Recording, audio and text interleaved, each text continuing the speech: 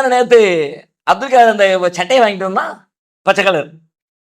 இந்த கலரில் தான் இருந்துச்சு, இதே கலர் தான், பச்சை கலர். ஆனாலும் அந்த பச்சை கலர் சட்டையை வாங்கிட்டு அவன் அங்கே போயிருக்க கூடாது. அந்த அதை போட்டுட்டு போவானாப்பா. ஃபேக்டரிக்கு போகிறவன் புது சட்டையை போட்டு போவானா?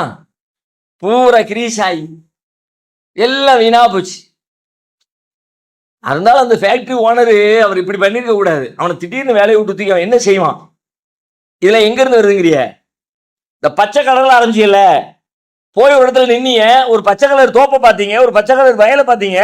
பச்சை கலர் வயல் பச்சை கலர் சட்டையோட கம்பேர் ஆச்சு. அதை வாங்கிட்டு வந்து ஃப்ரெண்டோட கம்பேர் ஆச்சு. அந்த ஃப்ரெண்டு வேலை பார்த்த கம்பெனியோட கம்பேர் ஆச்சு. ஒப்பிட்டு பார்த்துச்சு.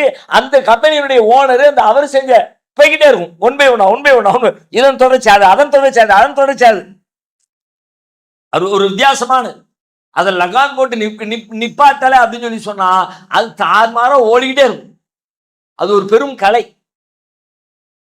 ஆனா நிப்பாட்டுகிற முறைகள்லாம் இருக்குது. பப்பா சப்பா அது ஏதோ தாறுமாறா ஓடுற அவிழ்த்து விடப்பட்ட குதிரை கிடையாது. அதை லகான் போட்டு நிப்பாட்டுகிற முறையில தான் வச்சிருக்க. ஆனா அதை செய்ய வேண்டியது நீ. அதான் சொன்ன உள்ளத்தின் மீது சத்தியமாக வமா சப்பாகா அதை சீராக படைத்திருப்பதின் மீது சத்தியமாக.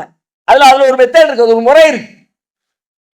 அந்த முறையை நீ தெரிஞ்சுக்கிட்டனா லகானை போட்டு கண்ட்ரோல் பண்ணிக்கலாம். விட்டனா ஓடிக்கிட்டே இருக்கும். தாறுமாறா ஓடலை.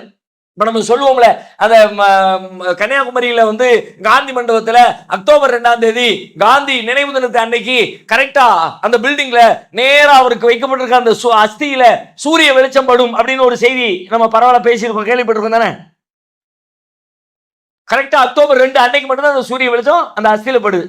அக்டோபர் 1 போய் பார்த்தா படாது, அக்டோபர் 3 போய் பார்த்தா படாது, அக்டோபர் 2 மட்டும்தான் படுது. எதுக்கு? காந்தி பெரிய மகான், காந்தி மகான், மகாத்மா காந்தி. அவர் ஆத்மா வெறும் ஆத்மா இல்ல, மகாத்மா. அந்த மகாத்மாவை கொண்டாடுவதற்காக சூரியனை பணிந்து வந்து அதற்காக வேண்டி சஜ்ஜா செஞ்சுட்டு போதா? எப்படி இந்த வேலை நடந்துச்சு? அந்த பில்டிங்கை கெட்டினவர் கரெக்டா ஒரு ஓட்டையை போட்டு வச்சிருக்காரு. ஒரு குறிப்பிட்ட கோணத்துல சூரிய ஓட்டத்தை எல்லாம் பார்க்கிறார். 365 நாள் ஆராய்ச்சி பண்றார். ஒரே மாதிரி சூரியன் கிழக்கிலிருந்து மேற்குக்கு உதிக்கிறது அப்படின்னு சொன்னாலும் கிழக்கு ஒரு கிழக்கு இல்ல, கிழக்கு நூற்றுக்கணக்கான கிழக்குகள் இருக்கிறது என்பதை கண்டுபிடிக்கிறார். கிழக்கு ஒரு கிழக்கு இல்ல, கிழக்கு நிறைய இருக்கிறது.